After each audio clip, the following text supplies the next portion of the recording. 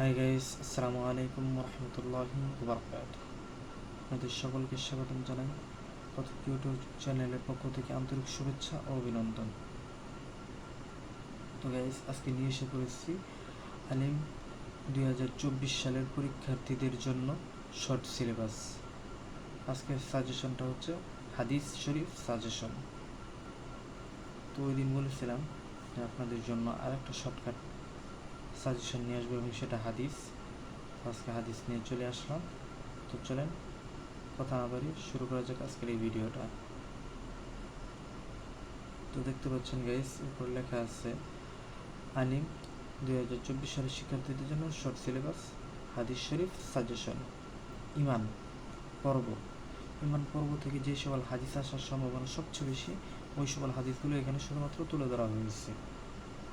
প্রথমত আসবে 1 নম্বর হাদিস, 2 নম্বর হাদিস, 6 নম্বর হাদিস, 44 নম্বর হাদিস, 49 নম্বর হাদিস, 50 নম্বর হাদিস, 83 নম্বর হাদিস এবং 135 নম্বর হাদিসটা অবশ্যই আপনারা খুব ভালোভাবে পড়বেন। দ্বিতীয়ত যে পর্বটা আছে সেটা হচ্ছে ইলম পর্ব, এবং এই পর্বতে আমরা দেখব কিভাবে ইলমের বিষয় সম্পর্কে আলোচনা করা হয়েছে। এখানে সর্বপ্রথম যে হাদিসটা আছে সেটা হচ্ছে 187 নম্বর আয়াত। এখানে ইলম দ্বিতীয় যে পর্বটা আছে সেটা হচ্ছে ইলম পর্ব, এবং এই ইলম পর্বের মধ্যে প্রথমে যে হাদিসটা আছে সেটা হচ্ছে 187 নম্বর হাদিস। দ্বিতীয় যে হাদিসটা আছে সেটা হচ্ছে 206 নম্বর এবং 239 নম্বর হাদিস, 252 নম্বর হাদিস এবং 260 নম্বর হাদিস। এই 5টা হাদিস আপনারা খুব ভালোভাবে পড়বেন। আশা করি ইলমের পড়বে এর বাইরে কোনো হাদিস দিবে না আপনাদেরকে। 3 পবিত্রতা পর্ব। এখানে প্রথমে যে হাদিসটা আছে সেটা হচ্ছে 261 নম্বর হাদিস। এটা খুবই ইম্পর্ট্যান্ট একটা হাদিস, বিশেষ করে এই বছর যারা পরীক্ষা দেবেন তাদের জন্য তো খুবই গুরুত্বপূর্ণ হাদিস। অনেক বেশি সম্ভাবনা আছে যে এই হাদিসেই একটা প্রশ্ন আপনাদের এসে পড়বে। দ্বিতীয়ত যে হাদিসটা আছে সেটা হচ্ছে 269 নম্বর হাদিস, 308 নম্বর হাদিস, 349 নম্বর হাদিস, 415 নম্বর হাদিস এবং 450 নম্বর হাদিস।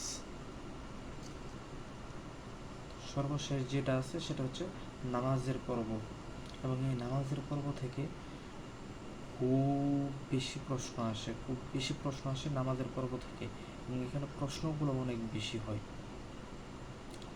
তো চলুন দেখা যাক কী কী প্রশ্ন এসেছে।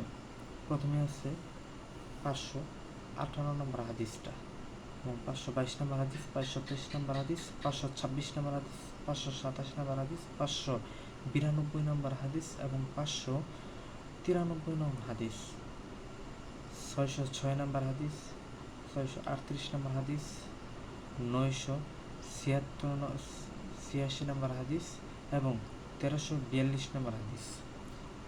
এবং সর্বশেষ যে জিনিসটা আছে সেটা হচ্ছে উসুল হাদিস। উসুলুল হাদিস থেকে আপনাদের 4টা প্রশ্ন থাকবে, এবং এই 4টা প্রশ্নের মধ্যে যে প্রশ্নগুলো দেওয়া হয়েছে আশা করি এখান থেকে আপনারা কমপক্ষে 3টা প্রশ্ন আপনারা এখানে পেয়ে যাবেন। প্রথমে আছে প্রশ্ন নাম্বার 3, আল ফাতাহ এর পৃষ্ঠা নাম্বার হচ্ছে 696 নাম্বার পৃষ্ঠা। আল ফাতাহ গাইডের 696 নাম্বার পৃষ্ঠার থেকে এই প্রশ্নটা এখানে তুলে দেওয়া হয়েছে, যেটা 2024 সালের জন্য যে গাইড বানানো হয়েছে সেই গাইড থেকে।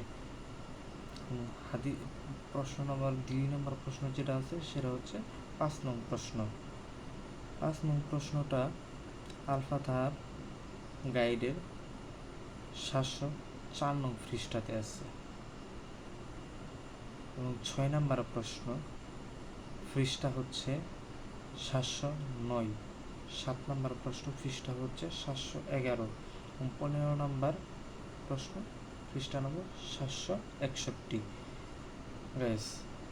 উসুলুল হাদিস যে বিষয়টা আছে সেটা সবসময় মাথায় রাখতে হবে যে এই হাদিসটা সম্পূর্ণ বিস্তারিত আপনারা খুব ভালোভাবে পড়বেন। যদি ভালোভাবে পড়তে পারেন আশা করি আপনারা খুব ভালো একটা রেজাল্ট তুলতে পারবেন। আর এটা শুধুমাত্র ওই সকল শিক্ষার্থীর জন্য যারা খুবই দুর্বল এবং যারা পারে না, এবং যারা খুব ভালো স্টুডেন্ট আছেন তারা আপনারা এটা চাইলে ফলো করতে পারেন। বাট আমার সাজেশন হচ্ছে আপনারা যেভাবে পড়ে আসছেন সারা বছর সেভাবেই পড়ে যাবেন এবং সবগুলো প্রশ্ন ঠিকঠাকভাবে পড়ার চেষ্টা করবেন এবং লেখার সময় যে সকল ভুল ত্রুটিগুলো হয় সকল ভুল ত্রুটিগুলোকে আপনারা এড়িয়ে চলার চেষ্টা করবেন। তো গাইস, আজকে এই পর্যন্তই, বিদায় নিচ্ছে আজকে। আশা করি দেখা হবে আগামী পর্বে। তো গাইস, বিদায়। আসসালামু আলাইকুম ওয়া রাহমাতুল্লাহি ওয়া বারাকাতুহু। ও হ্যাঁ গাইস, শোনেন, বিদায় নেওয়ার আগে আরেকটা কথা বলি, যারা এখন আমার চ্যানেলটাকে সাবস্ক্রাইব করেননি অবশ্যই সাবস্ক্রাইব করে দিবেন। আর হ্যাঁ, পাশে থাকা বেল আইকনটিকে একটু ক্লিক করে দিবেন। আসসালামু আলাইকুম ওয়া রাহমাতুল্লাহি ওয়া বারাকাতুহু।